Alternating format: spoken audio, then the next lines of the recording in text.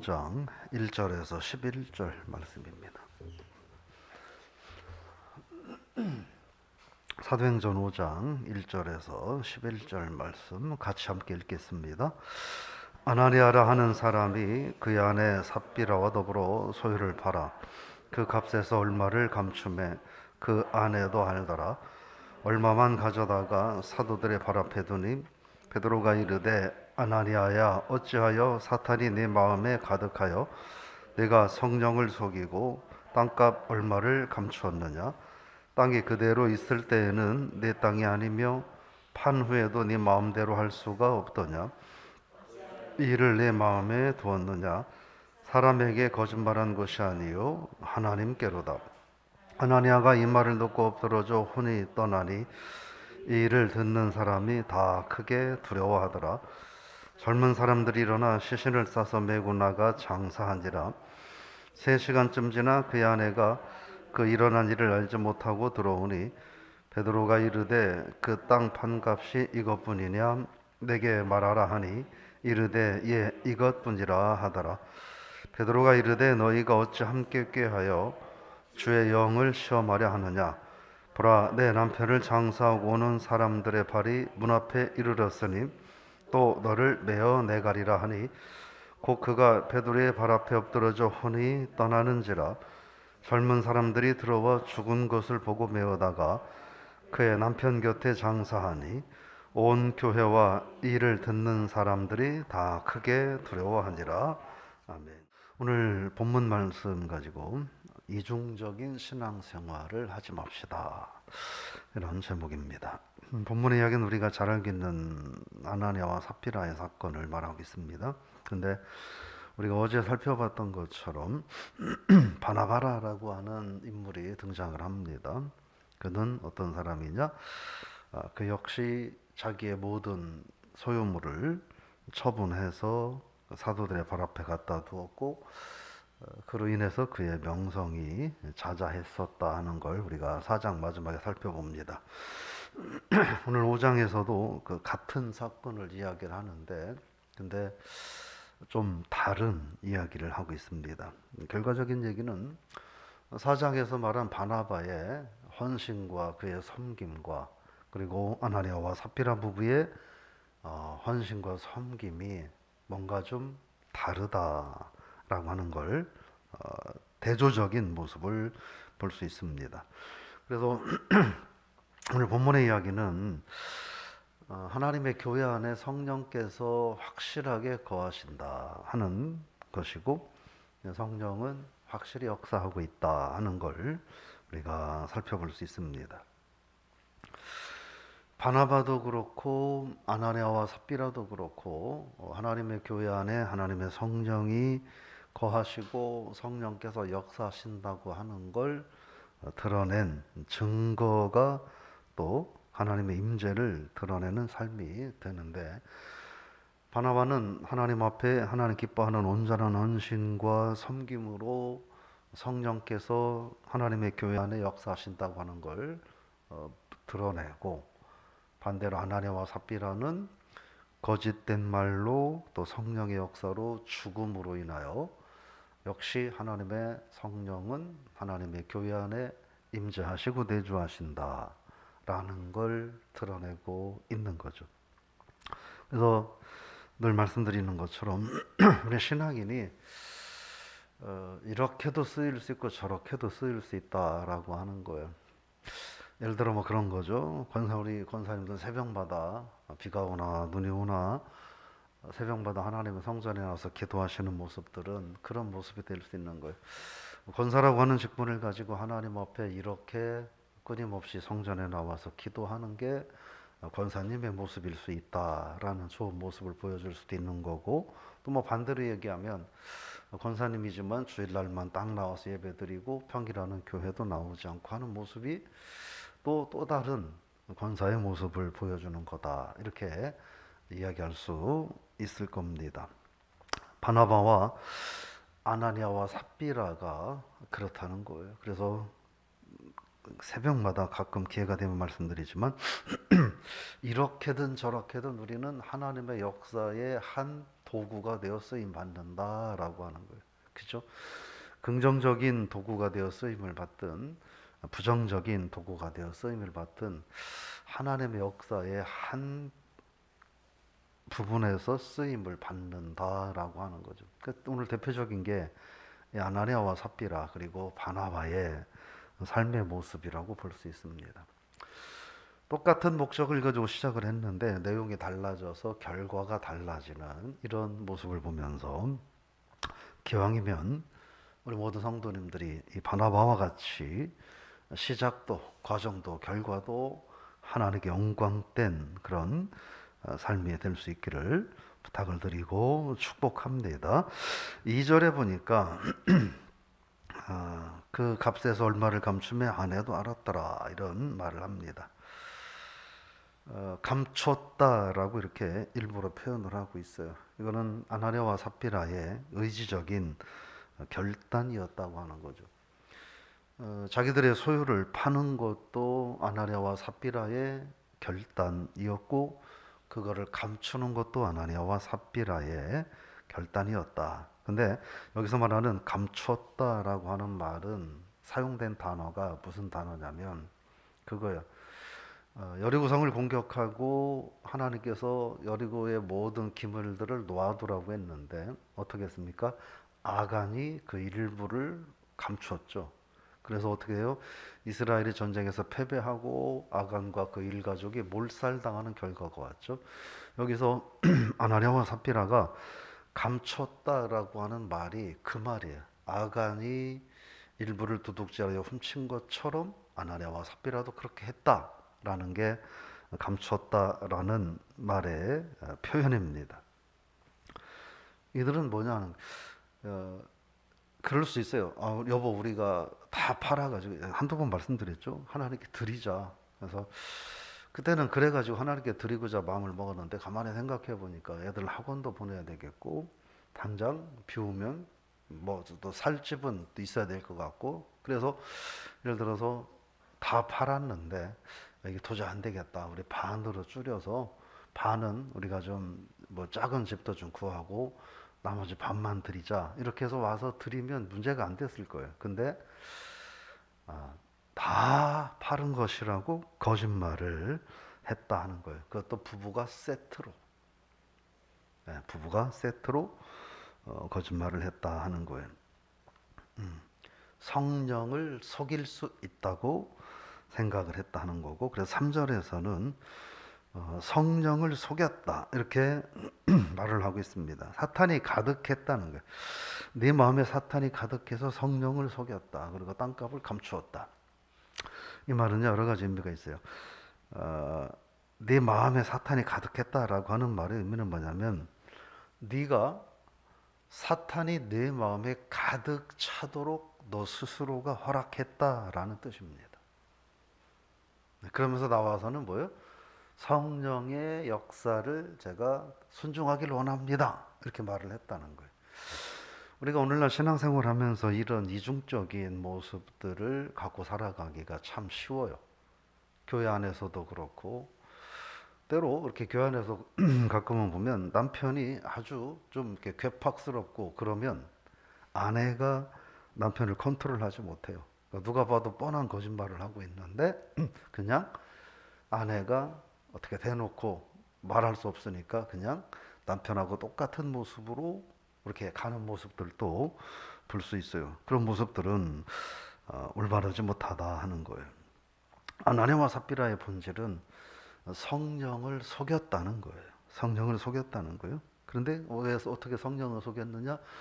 사탄이 내 속에 가득 들어오도록 허락함으로 성령을 속였다라고 하는 거예요. 그 사실을 우리가 좀 기억해 볼 필요도 있어요.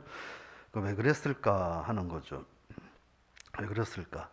결국은 두 가지를 더 얻고 싶었던 거예요.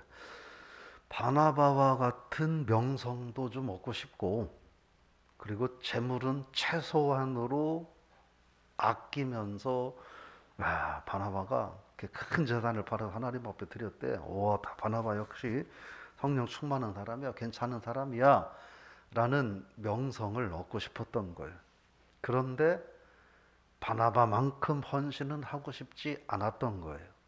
이게 아나니아와 삽비라 부부의 딜레마다 이렇게 말할 수 있습니다. 근데 요 8절 말씀이에요. 8절 읽어볼까요? 베드로가 이르되 그 땅 판값이 이것뿐이냐 내게 말하라 하니 이르되 예 이것뿐이다 하더라. 우리 잘 봐야 돼요. 베드로가 아나니아가 왔을 때는 너 이게 땅 판 거 다니? 라고 묻지 않았어요. 네가 거짓말을 하는구나 하면서 그가 죽었어요. 근데 아나니아가 왔을 때는 베드로가 물어요. 너네 진짜 이거 땅 다 판 거 맞아? 라고 묻는 거예요. 여기에는 이유가 있는 거예요. 남편 아나니아가 그렇게 해서 거짓말을 해서 죽었기 때문에 삽비라에게는 회개할 수 있는 기회를 주는 거예요. 베드로가 말을 많이 안 하지만 좀 전에 네 남편 거짓말해서 죽었는데 또 내가 너한테 다시 한번 묻는 거다. 이거 다니? 라고 묻는 거예요. 그때 삽비라가 뭐라고 말해야 맞았을까요? 아니요, 사실은 다 하려고 했는데 남편하고 이렇게 상의하다 보니까 우리가 먹고 살 생각도 하고 하다 보니까 그냥 절반만 가져왔습니다. 다는 못 갖고 왔어요. 라고 얘기했으면 아마 삽비라는 죽지 않았을 거예요. 근데 삽비라도 똑같이 얼굴색도 변하지 않고 예, 다해요. 라고 말을 했다는 거예요. 회개할 기회를 잃어버렸다 하는 거예요. 삽비라 역시 남편처럼 성령을 속이고 하나님의 교회를 속일 수 있다라고 생각을 했다는 거죠. 아나니아와 삽비라는 부부가 맞는 것 같아요.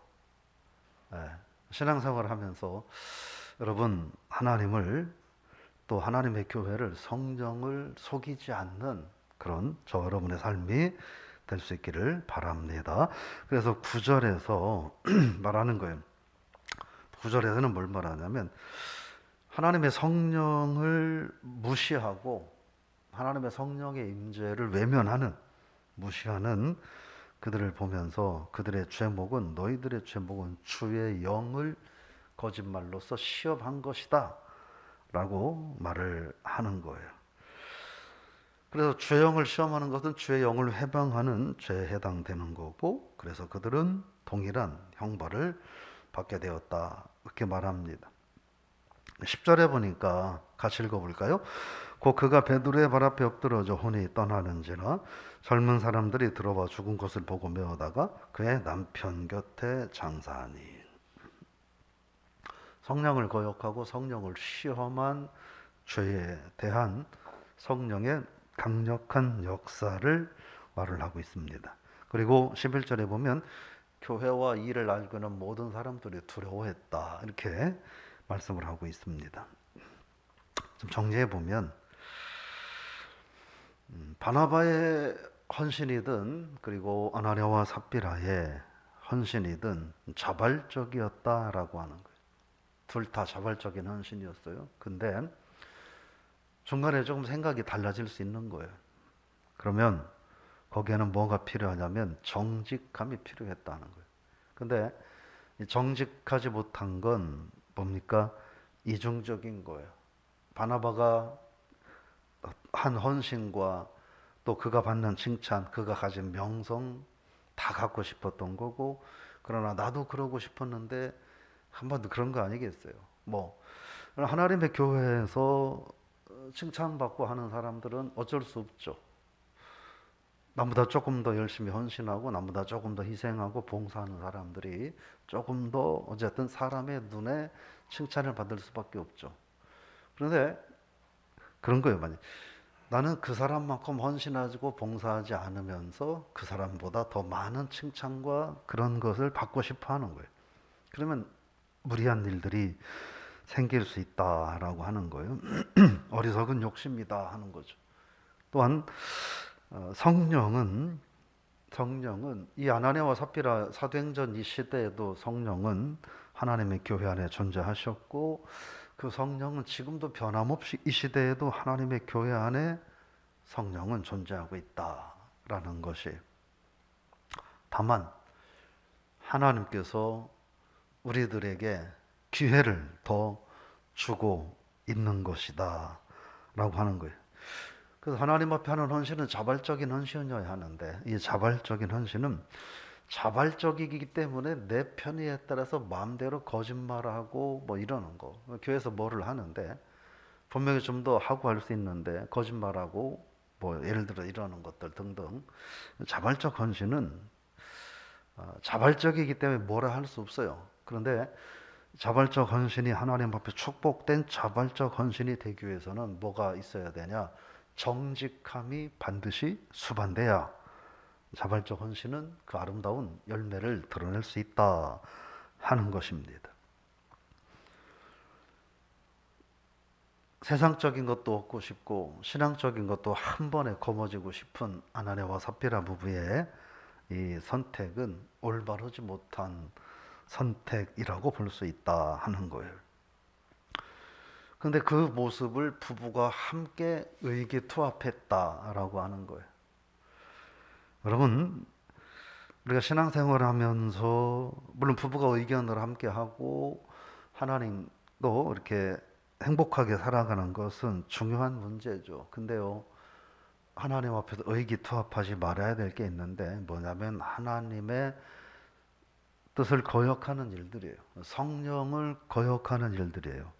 이런 일들에 대해서는 하나님 앞에 올바로 서는 부부가 돼야 된다라고 하는 거예요. 이러하든 저러하든 하나님의 역사는 계속되고 우리는 정말 그 역사에 쓰임을 받는다니까요. 정치도 마찬가지잖아요. 그 정치도 보면 죽어라.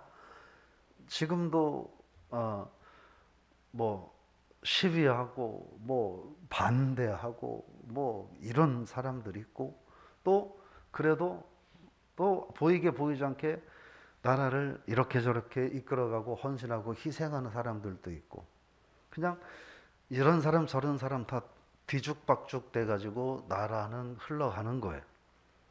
근데 평생 데모만 하고 반대만 하면 살 거냐? 물론 잘못된 일들에 대해서는 의견을 표현하는 방법이 있어야 되겠죠. 그런데 기왕이면 하나님의 교회도 그렇고 하나님 역사도 그렇고 인생도 그렇고 이렇든 저렇든 하나님 역사는 흘러가니 내가 아무것도 안 하고 아나니아와 삽비처럼 행동해도 하나님 역사는 이루어져요. 바나바처럼 헌신하며 충성해도 하나님 역사는 이루어져요. 근데요, 그 결과물은 반드시 다르다라고 하는 거예요. 우리 모두 성도님들이 기왕이면 세상 명예와 함께 하나님 나라의 영광까지 다 거머쥐려고 하는 것보다는 둘 중에 하나는 선택하며 사는 삶의 방향이 있어야 되지 않나. 그게 아나니아와 삽비라와 같은 하나님 앞에 이중적인 신앙생활을 하지 않도록 도와주는 요소가 될 수 있다 하는 것이고, 근데 이게 쉽지는 않아요. 하나님께서는 아나니아와 삽비라 부부의 샘플을 하나 성경에 딱 내던져 놓으시고 보여주시는 거예요. 봐라. 그리고 선택은 너희가 해라. 결과도 너희가 책임져라. 라고 하나님은 말씀하시는 거예요. 그럼 오늘 저 여러분들이 하나님 앞에 처음도 동일하고 과정도 동일하고 끝도 동일한 그런 신앙인이 되셔서 하나님 앞에 사랑받는 그런 복된 신앙인, 복된 부부, 복된 교회 다 될 수 있기를 주 이름으로 부탁을 드리며 축복합니다. 하나님 아버지, 오늘 우리 하나님 앞에서 자발적인 마음으로 그리고 하나된 마음으로 헌신하며 살아가는 신앙인이 되게 하옵소서. 특별히 부부가 함께 하나님을 영화롭게 하는 그런 아름다운 가정으로 살아가게 하여 주옵소서. 그래서 온 가정이 하나님께 영광 돌리고 하나님의 사랑받는 우리 모두 성도님들 가정 되게 하여 주옵소서. 세상 것과 함께 신앙적인 것까지 다 우리가 거머쥐려고 하지 않고 우리가 큰 방향에서 하나는 결정하고 우리가 살아갈 수 있기를 원합니다. 그런 분별력도 우리에게 허락하여 주옵소서. 예배드린 모든 성도들이 오늘 하루 하나님 앞에 어떻게 살아갈 것인가? 기왕 살아가는 것, 이중적인 신앙생활을 하지 않고 하나님 보시기에 처음도 같고 중간도 같고 결과도 좋은 그런 아름다운 신앙인으로 하루하루의 삶을 살아가게 하여 주옵소서. 예수님의 이름으로 기도드리옵나이다. 아멘.